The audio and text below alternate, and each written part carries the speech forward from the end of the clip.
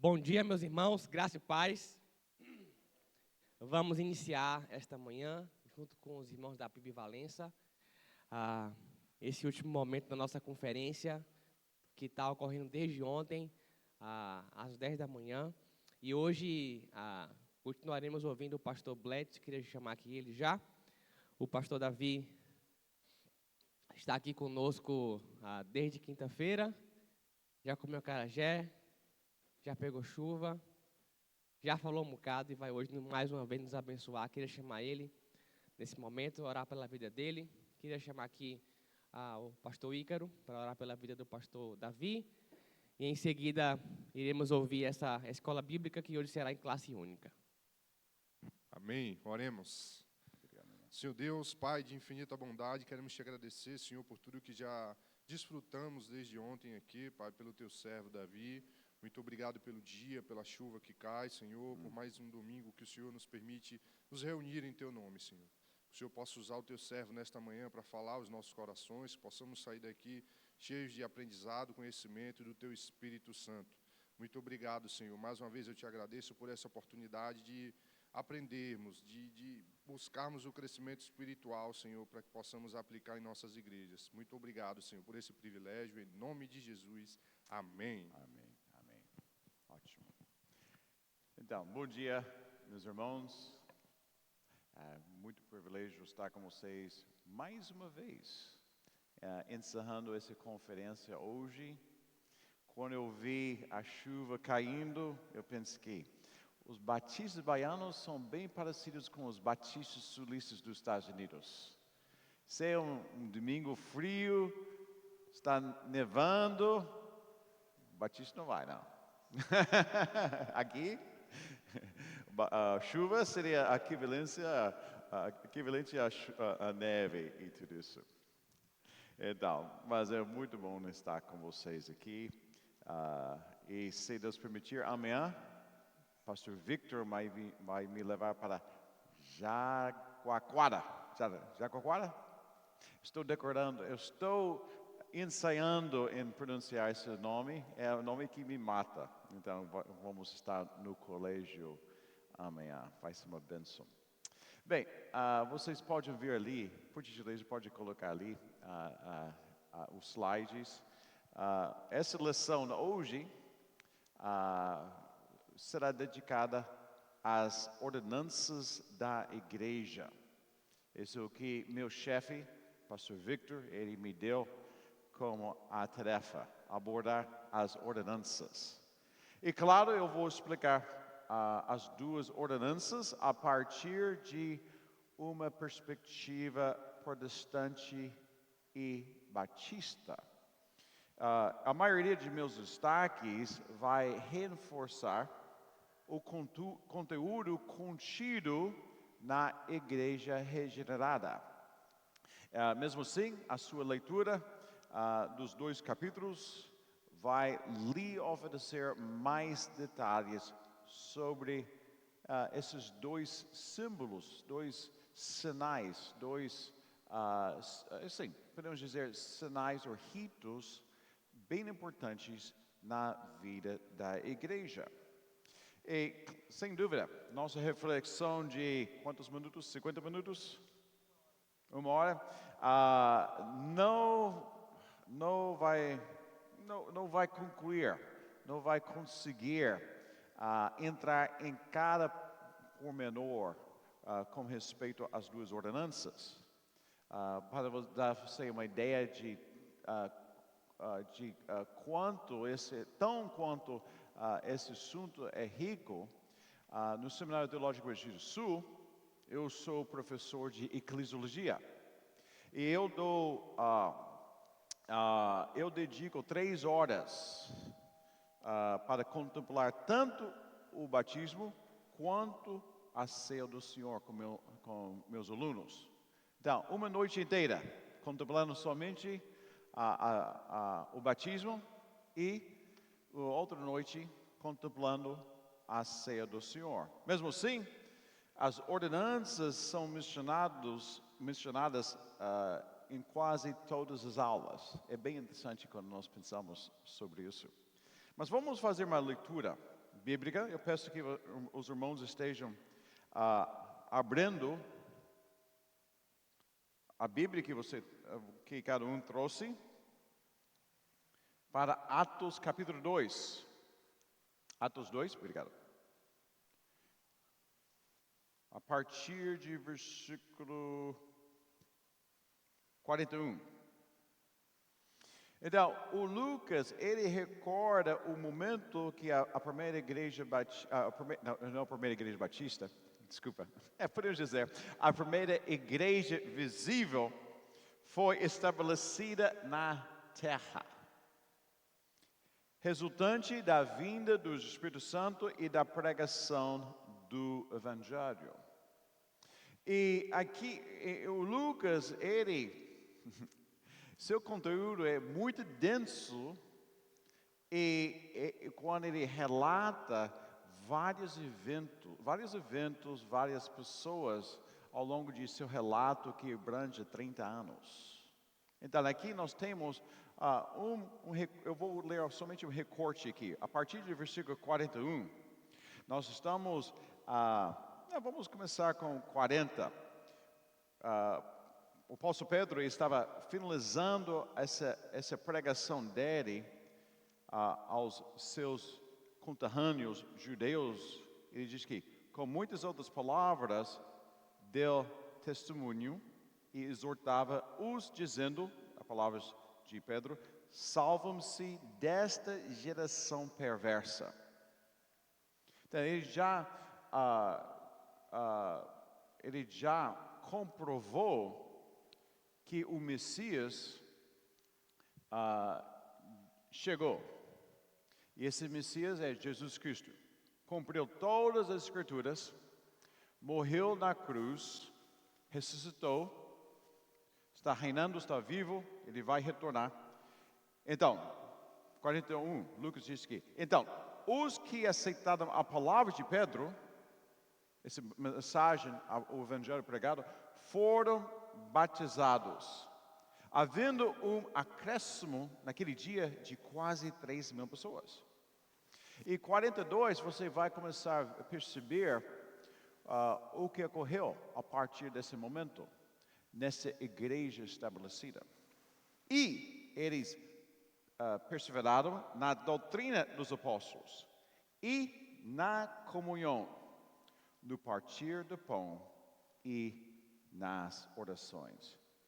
Em cada alma havia temor e muitos prodígios e sinais eram feitos por meio dos apóstolos. Todos os que criam estavam juntos e tinham tudo em comum. Amém? Vamos orar mais uma vez. Agradeço ao Senhor por essa oportunidade de estar com esses irmãos. Como já foi falado, nós agradecemos a Ti pela chuva, as Suas providências, também a mensagem do Evangelho que mudou nossas vidas, transformou nossas vidas. Esteja conosco, Senhor, que o Teu Espírito esteja nos ensinando hoje sobre esses dois sinais que Seu Filho instituiu aqui, simbolizando nossa redenção, em nome de Jesus. Amém. Então, agora eu gostaria de ler um resumo bíblico com respeito às duas ordenanças. Eu vou ler partes dessa confissão de fé batista de Londres, de 1689. Eu vou ler algumas partes, pois podemos ver uma explicação um pouco mais robusta do que nós podemos ver em nossa declaração doutrinária ou em uma outra confissão de fé, como a primeira confissão de fé que esta igreja adotou quando ela foi estabelecida. Então, para nos ajudar aqui, diz que o batismo e a ceia são ordenanças positivas e soberanamente instituídas e estabelecidas pelo Senhor Jesus, o único legislador, devendo ser continuadas em sua igreja até o fim do mundo.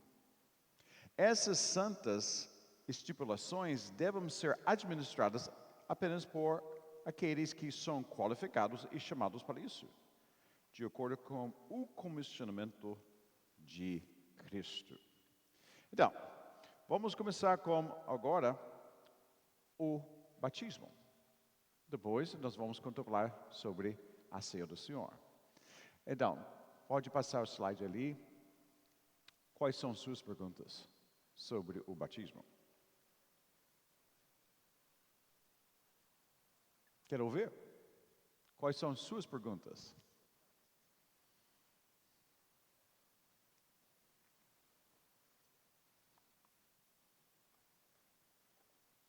Meu voo sai quarta-feira. Estou super tranquilo aqui.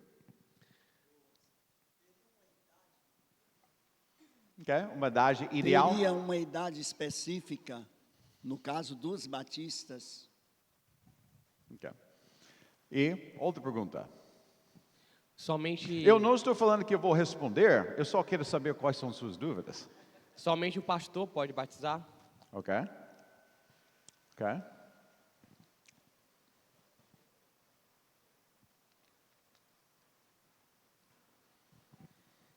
Nós vimos ontem algumas coisas com relação a isso, né?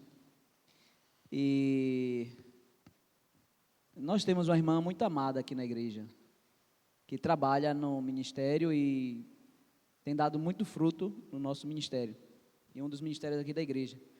Só que ela se batizou em uma igreja adventista.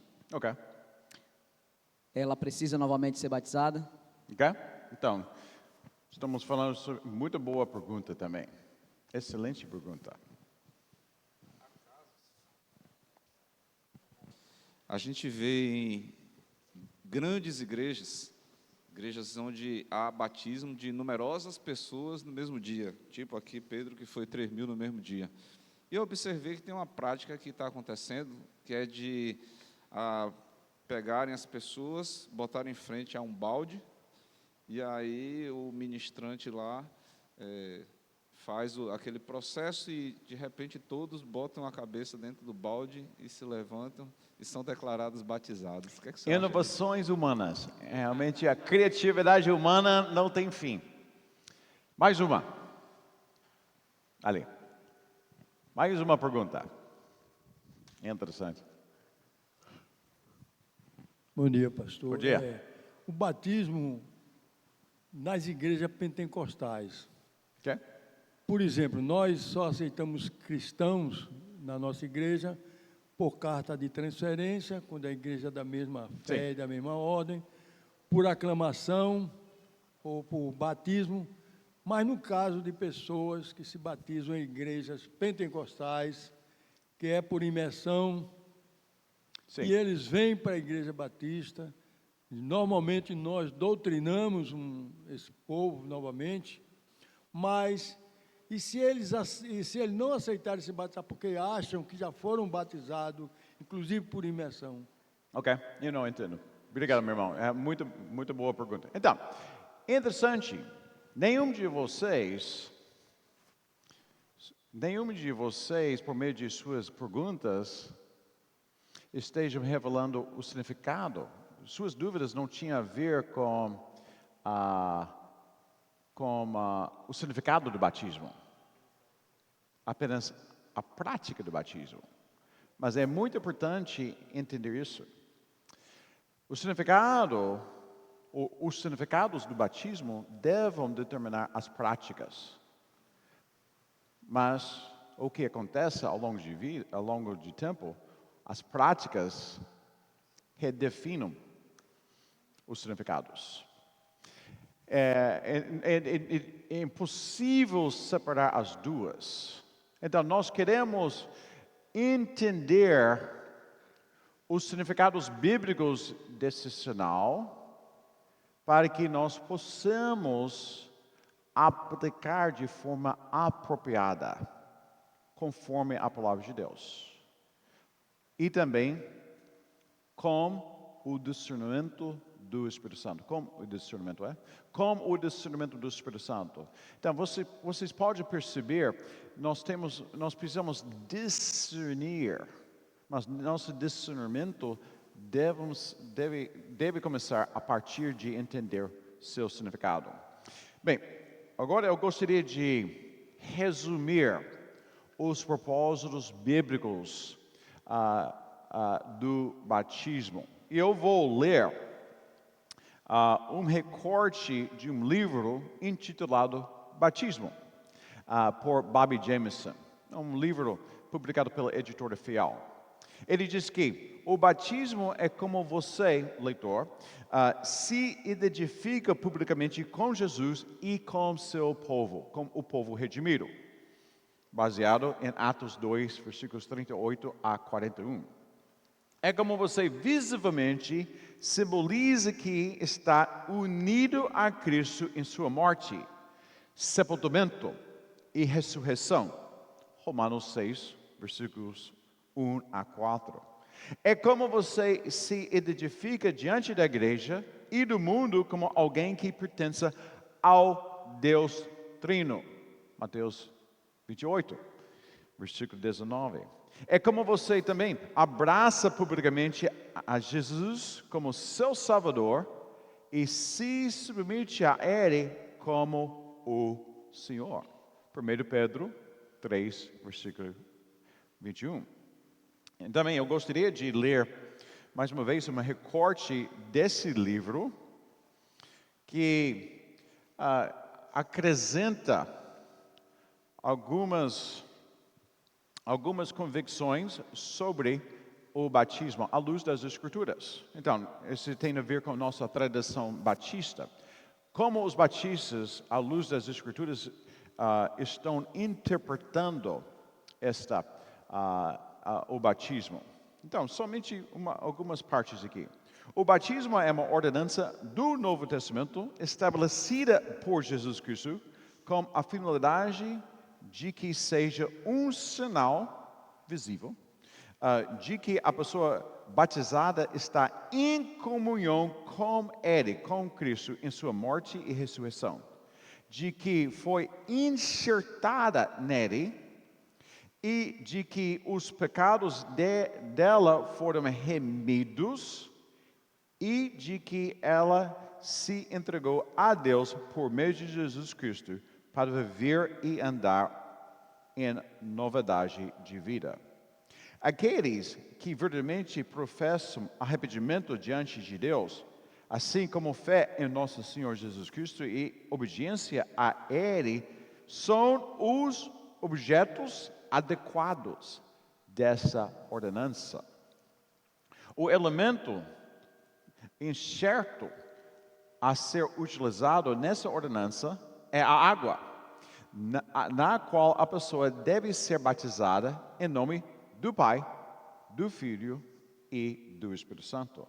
E, finalmente, a imersão, isso é o ato de mergulhar uma pessoa na água, é necessária para a devida administração desta ordenança. Bem, então, esses são os entendimentos, entendimentos do significado do batismo. Então, agora eu gostaria de apresentar aos irmãos minha própria definição. Veja ali na tela. O batismo cristão é o sinal inicial do novo pacto, ratificado por uma igreja verdadeira. Esse rito cristão atesta que a pessoa foi redimida, baseada em seu testemunho no Evangelho, para seguir Cristo como seu discípulo e co-participante em seu reino. Então, veja comigo 3 noções com respeito ao batismo. 3 noções nessa definição. O batismo é o sinal efetivo da nova aliança. É o compromisso solene da pessoa na nova aliança. É o rito iniciatório cristão e o rito iniciatório eclesial. Em outras palavras, é a porta de entrada da igreja. Então, vamos aprofundar mais. Vamos pensar sobre cada uma dessas 3 noções. A ordenança é o sinal efetivo da nova aliança, no sentido de que o ato torna visível o perdão e a purificação dos pecados. A união com Cristo em sua morte, seu sepultamento e sua ressurreição. A vida nova em Jesus. O recebimento do dom e do selo do Espírito Santo. E a promessa garantida da ressurreição de seu corpo nos últimos tempos. Escuta bem, o batismo ilustra esses efeitos que o Espírito Santo produz na vida do pecador que recebeu o Evangelho de Cristo. Então, essa é a primeira noção. O sinal efetivo da nova aliança. Mas também o batismo é o compromisso solene, no sentido de que publicamente diante da igreja, a pessoa admite que é pecadora, necessita de um Salvador, faz sua profissão como discípulo de Cristo e jura de crer e viver como o Senhor ordenou. Então, essa afirmação também inclui a confissão trinitária. Por quê? O nome do Pai, do Filho e do Espírito Santo. Pois a redenção do pecador vem em Cristo, ministrado pelo Espírito Santo, para a glória do Deus Pai. Então, essa é basicamente a ideia. A unicidade de Cristo, mas nós vemos as 3 pessoas da Trindade envolvidas na redenção do pecador. E correlacionado ao compromisso solene, o batismo é o rito iniciatório cristão e eclesial. Em outras palavras, desempenhado pela igreja, na vasta maioria dos contextos, o ato integra o cristão professo como membro naquela mesma comunidade pactual de discípulos, provendo, a partir desse momento, privilégios e deveres. Então, os irmãos podem ver que não é um significado bíblico, mas há muitos significados com respeito a isso.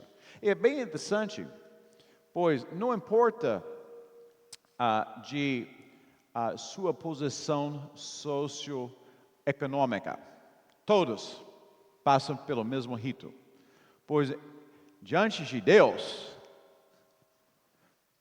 realmente tem algumas coisas que são bem iguais. Não, diante de Deus, nós todos estamos no mesmo barco, pecadores patéticos, agarrados a Jesus Cristo. E diante de Deus, somos iguais. Não é judeu, nem gentil.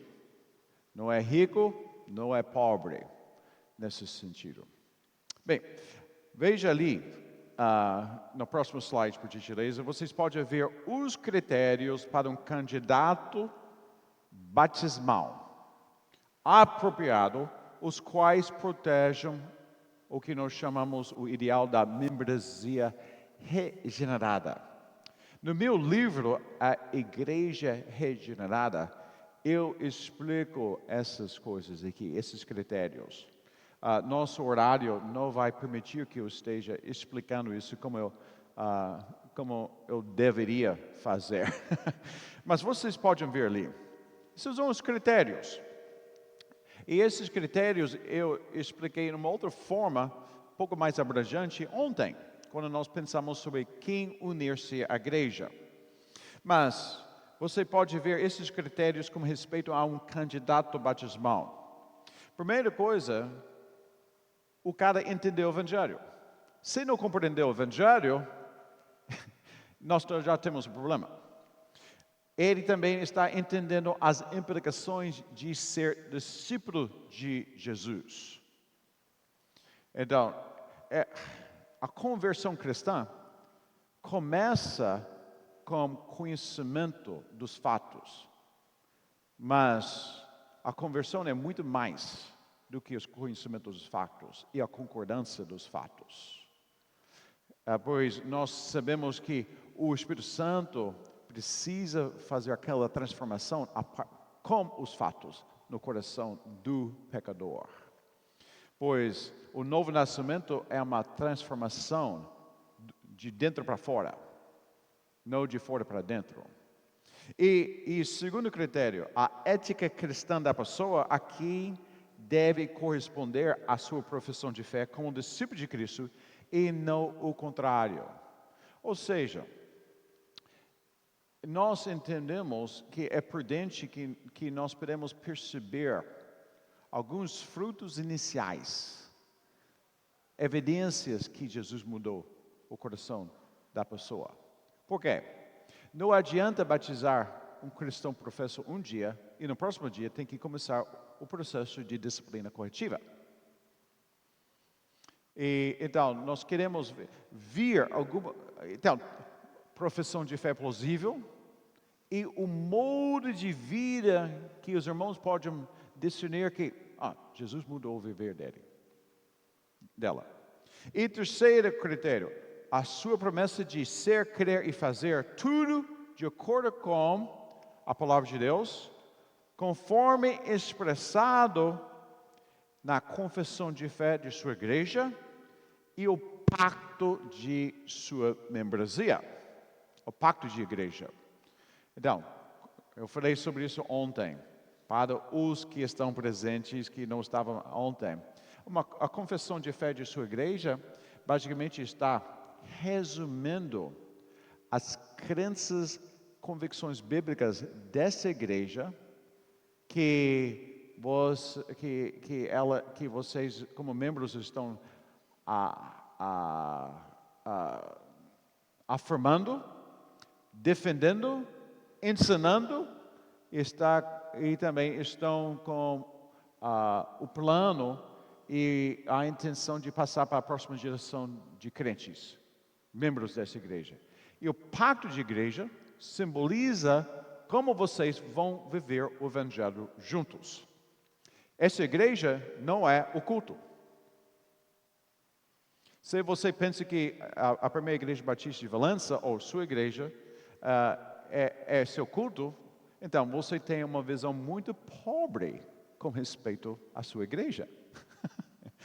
Você precisa reformar, reorganizar sua visão com respeito à sua igreja. Gostaria de falar mais sobre isso, mas o tempo não permite. Mais uma vez, veja o próximo slide. Vocês podem ver outros aspectos sobre a prática apropriada, como os irmãos já mencionou. Os significados do batismo devem determinar as suas práticas e mas nós temos que reconhecer que as suas práticas irregulares, não apropriadas, vão redefinir os significados. Então, no meu livro, mais uma vez, Igreja Regenerada, eu falo sobre o candidato apropriado. Qual é? Alguém que está confessando Cristo como seu Senhor, discípulo de Cristo, está confiando. Estamos percebendo que ele compreendeu, essa pessoa compreendeu o Evangelho e ela está falando que Jesus mudou o meu viver. Vocês estão percebendo alguns sinais ali? Candidato apropriado, modo apropriado, imersão, por o que aquele ato está simbolizando, contexto eclesial, uma igreja verdadeira. Uma igreja verdadeira. Então, batistas não estão representando as únicas igrejas verdadeiras aqui na Terra. Há outras igrejas que não são batistas que são verdadeiras. Nem todas as igrejas denominadas evangélicas são verdadeiras. Nós falamos sobre isso ontem muito. Então, é muito importante que os pastores da igreja estão conduzindo a igreja a discernir quais igrejas representam o reino de Deus e quais igrejas estão distorcendo o evangelho e bagunçando as ordenanças. Então, essas pessoas, crentes professantes, vindo de outras igrejas que são falsas, é bem provável que essas pessoas ainda não compreenderam o evangelho. Bem provável. Mas se, porventura, a pessoa está vindo e realmente entendeu o Evangelho, recebeu o Evangelho, está vivendo o Evangelho, mas foi batizada em nesse contexto, ela precisa ser não rebatizada, mas batizada. Pois uma igreja falsa não tem a competência de batizar ninguém. Então, essa é a diferença. E algum irmão me perguntou sobre crentes professos vindo de outras igrejas pentecostais. Algumas igrejas pentecostais representam igrejas verdadeiras. Estão pregando o evangelho. E elas estão praticando as ordenanças de maneira responsável, mas nem todas. Por isso, os membros devem confiar em seus pastores a entender essas coisas os pastores devem conduzir os membros a afirmar essas profissões de fé. Administrador, quem é administrador mais apropriado? Aquele que a igreja está autorizando a realizar as ordenanças. Então, a pessoa tipicamente mais apropriada é o pastor da igreja, pois ele é responsável a pregar publicamente a palavra de Deus e conduzir a igreja a celebrar as ordenanças de forma apropriada. Mas no final das contas, a igreja determina, pois a igreja detém as chaves do reino. O pastor não detém as chaves do reino. Ele está sendo encarregado a conduzir a igreja no caminho que deve ir. Então, isso é bem interessante, pois em alguns contextos, como uma congregação que ainda não está andando de suas próprias pernas, em nosso meio batista brasileiro, muitas vezes, eu não gosto muito dessas categorias de ponto de pregação, congregação e finalmente igreja, pois congregação não é ponto de pregação nem na igreja, é uma complexidade. Então, acho que essas categorias que nós temos, às vezes, estão amarrando as pernas. Talvez seja melhor se tem um seminarista ou um irmão piedoso que está zelando pelos membros lá, que o pastor conduza a igreja a autorizar esse irmão a celebrar a ceia lá.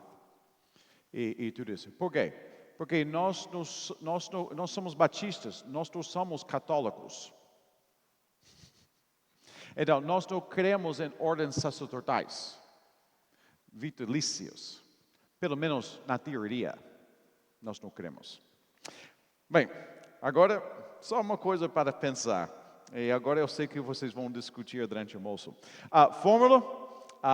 Em nome do Pai, do Filho e do Espírito Santo, já mencionei isso. Momento adequado.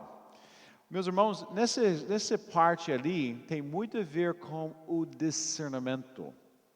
Discernimento que a igreja tem. Mas eu tenho percebido isso ao longo de meus 26 anos aqui. As igrejas batistas estão batizando crentes professantes mais e mais cedo. Hoje em dia. E nós temos que repensar sobre isso. Nós não queremos criar uma espécie de peidobatismo em nosso meio. E só precisamos pensar sobre isso.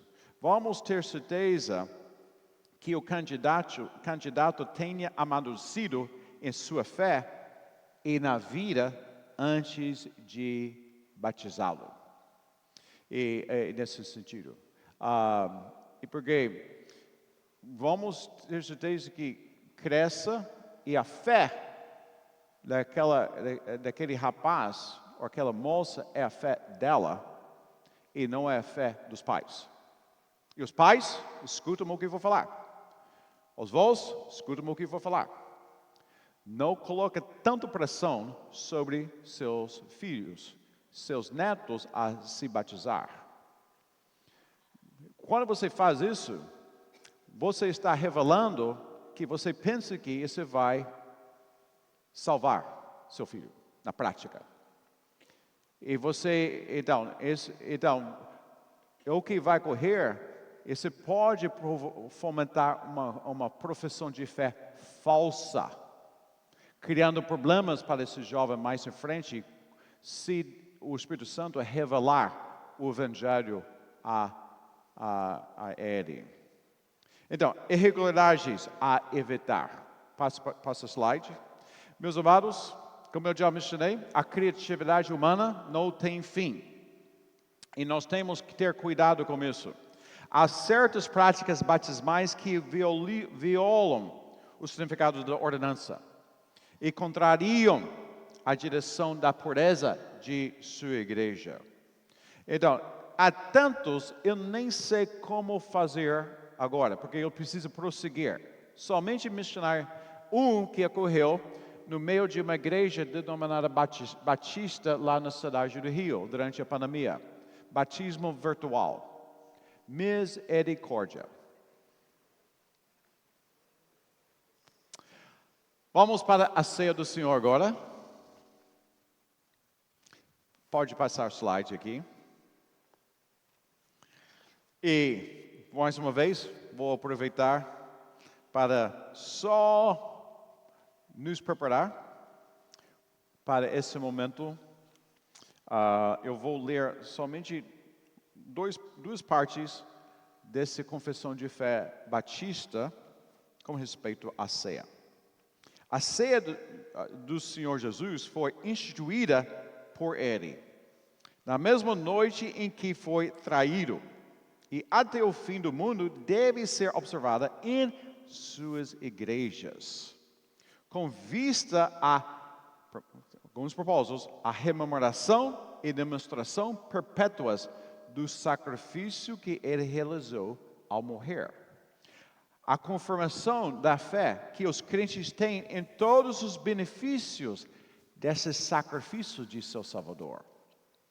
A sua nutrição e crescimento espirituais em Cristo Jesus. Ao seu engajamento mais profundo em e com todas as obrigações que devem ao seu Senhor. Além disso, a ceia do Senhor foi estabelecida para ser um vigor e um penhor da comunhão dos crentes com o Senhor e uns com os outros. Nessa ordenança, os elementos externos, estamos falando aqui sobre pão e vinho aqui, devidamente separados para o uso ordenado pelo Senhor, possam ter tal relação com Cristo crucificado que verdadeiramente são chamados, embora em termos figurados, pelos nomes das coisas que representam, a saber, o corpo e o sangue de Cristo. No entanto, em substância e natureza, esses elementos ainda permanecem de forma verdadeira, exclusiva, pão e vinho, como eram antes. Bem, a ceia do Senhor. Então, o que está falando aqui, no momento da observação, aqueles elementos físicos comuns que alimentam os corpos físicos de nós, a igreja está consagrando esses elementos para seus usos sagrados, para celebrar de forma solene esse momento. Então, essa é a ideia. Elementos comuns consagrados para esse fim solene. Então, gostaria de agora apresentar aos irmãos a minha definição humilde da ceia, à luz das Escrituras. Veja ali na tela. A ceia do Senhor é o sinal contínuo do novo pacto. O batismo, sinal inicial. Aqui nós estamos falando sobre o sinal contínuo do novo pacto. Por meio dessa cerimônia celebrada por uma igreja verdadeira, os participantes recordam a morte expiatória de seu Senhor Jesus, ressurreto em seu favor. Eles lembram seus benefícios espirituais. Eles recebem pela fé sustento espiritual. E renovam seu compromisso pactual no Evangelho, bem como para com os outros, como discípulos de Cristo. Então, vocês podem ver que há aspectos riquíssimos ligados à ceia do Senhor. E hoje em dia, eu vou supor que hoje à noite, essa igreja vai celebrar a ceia, hein? Não, outro. E antigamente aqui na Bahia é primeiro domingo do mês, né? É ou não? A maioria, sim. O primeiro ou o segundo. Eu sei porque é o segundo domingo do mês, porque a primeira igreja batista da Bahia, os 5 membros, eles resolveram de celebrar o segundo domingo de cada mês.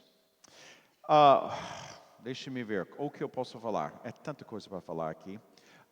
Deixe-me ver rapidamente o próximo slide. Ok, pode voltar. Ok. Então, você pode ver ali no meio uma igreja verdadeira. Eu salientei aos participantes dessa conferência a suma importância de discernir isso.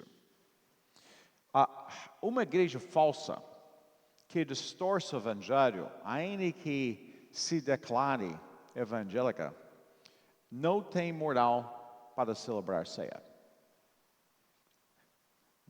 E tipicamente, se o evangelho está distorcido no seu meio, ou negligenciado, colocado ao lado, ela vai bagunçar os elementos. Eles vão ter outros significados e tudo isso.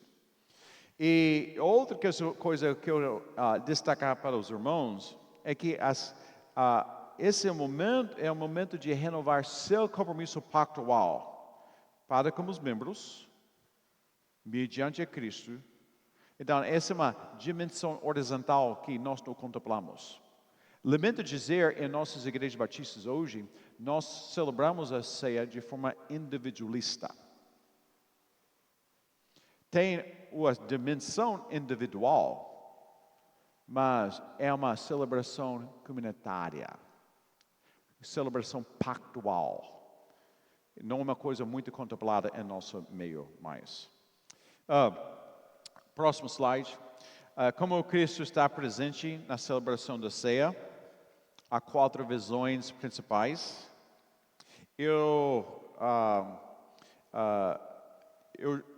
Primeiro é a presença sacrificial atual. Essa é uma visão romana, que Cristo está sendo sacrificada de forma misteriosa a cada vez que a igreja celebra a ceia. Nós, como protestantes, nós refutamos qualquer ideia transubstancial. É uma coisa idólatra de pensar isso. Por isso, você pode ver na vasta maioria das paróquias católicos romanos, a mesa utilizada para celebrar a ceia é a mesa feita de pedra. Então, os católicos não saíram do Antigo Testamento. E quando a Reforma Protestante surgiu, aqueles ex-padres que abraçaram o Evangelho e começaram reformar suas igrejas conforme a palavra de Deus, eles trocaram uma mesa de pedra por madeira, celebrando, simbolizando algo diferente. Celebrando a morte, a todo o sacrifício completo de nosso Senhor e Redentor. A presença real é uma visão mais luterana, ou a presença espiritual especial, a visão mais reformada e a presença simbólica significante. Essa é a visão memorial, a recordação solene. Tipicamente, então, se lembra disso. Isso é o que o Senhor Jesus falou. Isto é meu corpo. Isto é meu sangue da aliança. Então, tem sido debatido como ele se apresenta. Como ele está presente na celebração da ceia. Claro, quando ele falou isso antes de ir ao cruz. Nós temos que lembrar disso. Então, os batistas, historicamente, estão entre a terceira e a quarta, estão afirmando a quarta posição e até a terceira posição. Como Charles Spurgeon, ele afirmou isso. Mas se você afirma a terceira posição, você está afirmando também a quarta posição. A questão é, em sua convicção, até qual ponto você está subindo, abraçando mais perspectivas. Mas eu falo isso para vocês, se vocês estão ultrapassando a terceira posição, e você precisa segurar, viu? Quem deve ser convidado a participar na ceia do Senhor? Bem, vamos pensar sobre isso. Pode passar o slide. Ok, ótimo. Então, essa é uma coisa bem... deixe-me falar isso. Se a manifestação da presença de Cristo no momento da ceia foi o maior debate entre os protestantes, quem pode participar nessa ordenança seria o maior dilema provocado pelos próprios batistas dentre o movimento batista. Então, vamos pensar historicamente aqui. Vamos voltar para o período pós-apostólico. Todos os apóstolos já morreram e nós podemos perceber alguma coisa peculiar a partir do século III. A introdução do peidobatismo, batismo infantil, nas igrejas cristãs no período pós-apostólico, alterou a normativa neotestamentária. Qual é a normativa neotestamentária? Eu creio no Cristo crucificado e ressurreto, como eu estou professando que eu quero segui-lo como meu Senhor, como meu mediador, a partir desse momento. Então, eu vou receber, a partir desse momento, pela igreja verdadeira, o batismo. Então, essa é a normativa neotestamentária. Mas, podemos perceber que o batismo começou a ser o peidobatismo começou a se tornar mais e mais comum a partir do século III, na história cristã. Por quê? O batismo foi administrado para garantir a salvação da alma do recém-nascido. Como resultado, as igrejas deixaram a precedência regular do credo-batismo e então a ceia. Então, na alvorada da Reforma Protestante, agora estamos falando sobre o século XVI, com os reformadores como Lutero, Zwinglio e os anabatistas e tudo isso. Então, a partir do século XVI, os anabatistas foram os primeiros com a maior força a insistir no credo batismo, no pedobatismo. Havia outros grupos antes dos anabatistas, mas em geral a sua presença foi menor e a sua influência foi em uma escala menor. Bem, quando os batistas surgiram no século XVII, bem no começo do século XVII, eles espalharam de forma mais ampla a norma neotestamentária de credo batismo. O rito confessional e o rito iniciatório, rito eclesial.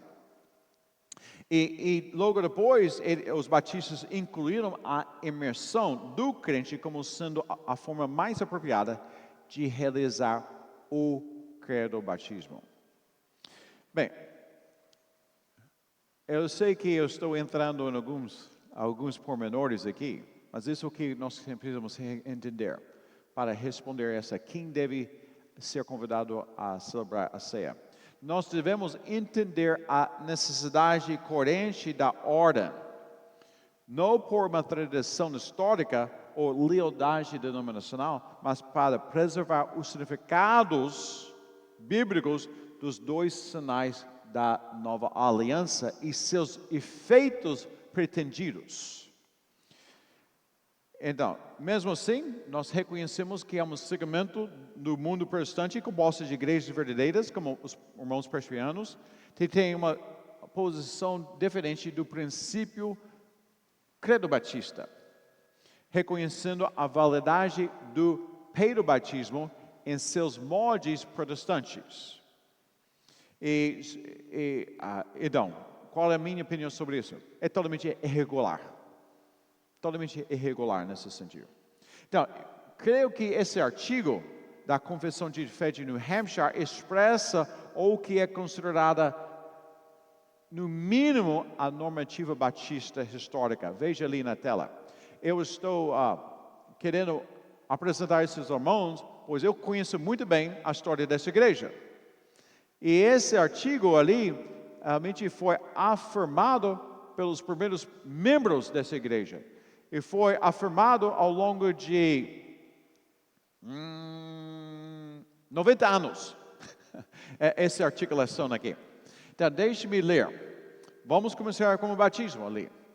O batismo, cremos que o batismo é a imersão do crente em água, em nome do Pai, do Filho e do Espírito Santo, para anunciar em um solene e belo símbolo nossa fé no Salvador crucificado, sepultado e ressurreto, como seu efeito é nossa morte para o pecado e ressurreição para uma nova vida.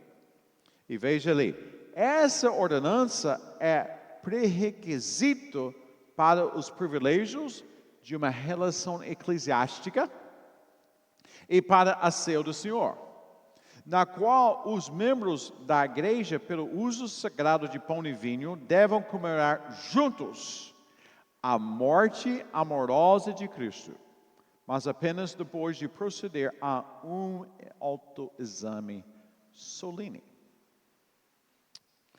Bem, quem pode participar da ceia? Crentes professantes, batizados por uma igreja verdadeira, depois de compreender o Evangelho. Então, basicamente, essa é a ideia. Mas, nós temos um problema hoje em dia. Qual é o problema? Nós temos muitas igrejas denominadas evangélicas que não são evangélicas. Então, quando nós falamos sobre quem deve ser convidado a participar da ceia, os mais apropriados e aptos sempre começam a partir dos membros daquela própria igreja, os membros pactuados. Até qual ponto vocês vão estender o convite a outros? Esse tem a ver com essa é a decisão da igreja toda, a membresia toda. Somente porque você tem um crente, crente piedoso, batizado após a sua conversão, em seu meio, que é membro de outra igreja, somente porque ele está presente no momento que sua igreja está celebrando a ceia, não significa que ele tem direito de celebrar a ceia com vocês. Não. Por quê? Ele precisa ser convidado. Ele precisa ser convidado, pois a igreja detém as chaves do reino. Ela toma essas decisões conforme a palavra de Deus e com o discernimento que seria mais prudente. Hoje em dia, por causa de a palavra evangélica não tem muito significado, e a palavra batista, da mesma fé e ordem, é muito bonito de falar, mas é muito difícil de ver. Eu estou recomendando às igrejas batistas hoje, os pastores, que eles conduzam as suas membresias a celebrar a ceia apenas entre os membros da própria igreja. Talvez incluindo os membros transitórios. Quais são os membros transitórios? Vamos supor, tem um jovem piedoso de Boapeba, que está vindo para cá para estudar na faculdade. Então, ele faz parte da primeira igreja batista de Boapeba.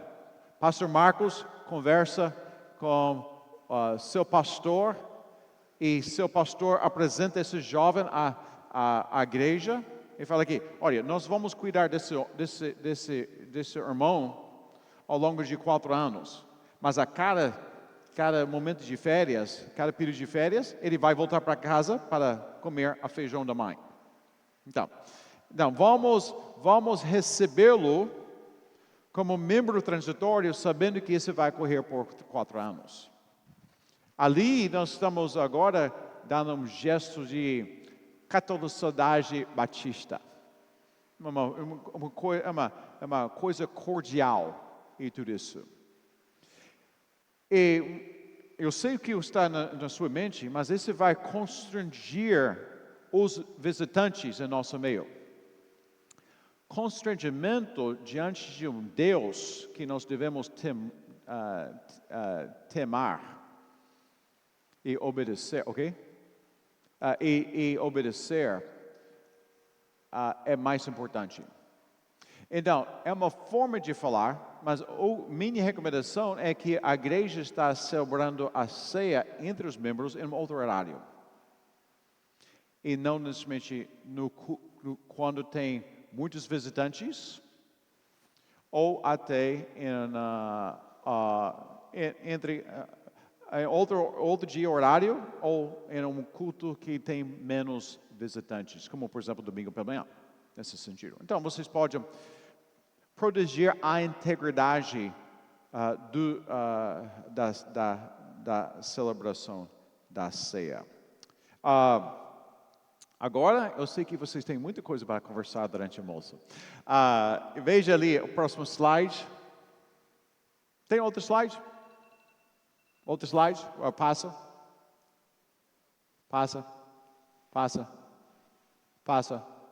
Ali. Meus irmãos, vamos falar sobre as regularidades. Como eu falei, as práticas irregulares vão redefinir os significados da ceia. Então, eu estou apenas apresentando aos irmãos 2 exemplos de violar a ceia do Senhor. 2 irregularidades. Irregularidade, porque irregularidade é não apropriada conforme a palavra de Deus.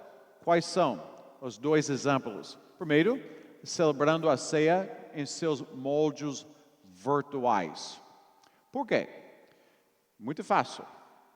A igreja reunida. A igreja reunida. A igreja precisa convocar os membros e os membros precisam ocupar o mesmo tempo e espaço. Ponto final. Ceia sendo celebrada de modo individual ou levando os elementos para a casa de um enfermo tem um cheiro romano. Missa privada. Não.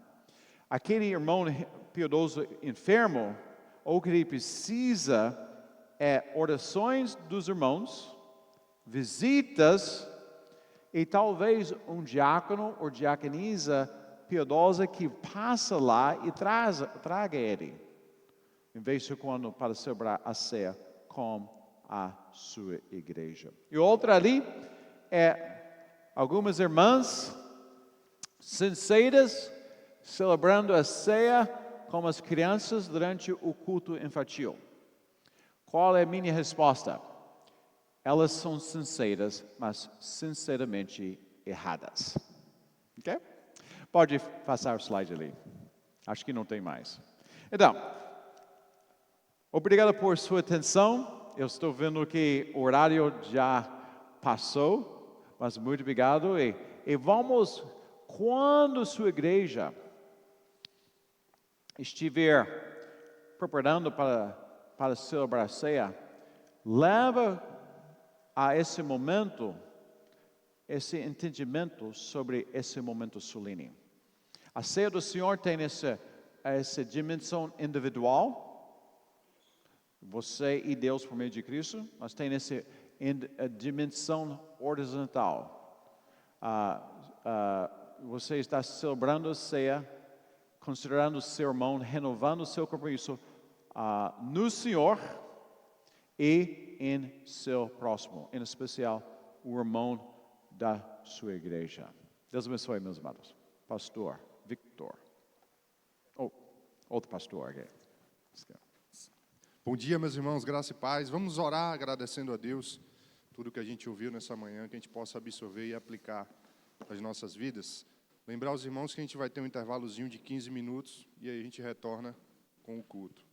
Oremos. Senhor Deus, queremos te agradecer, Pai, por tudo que aprendemos aqui, tudo que o Senhor derramou sobre as nossas vidas, que possamos absorver da melhor forma, aplicar aquilo em nossas igrejas, da forma que o Senhor quer, Senhor.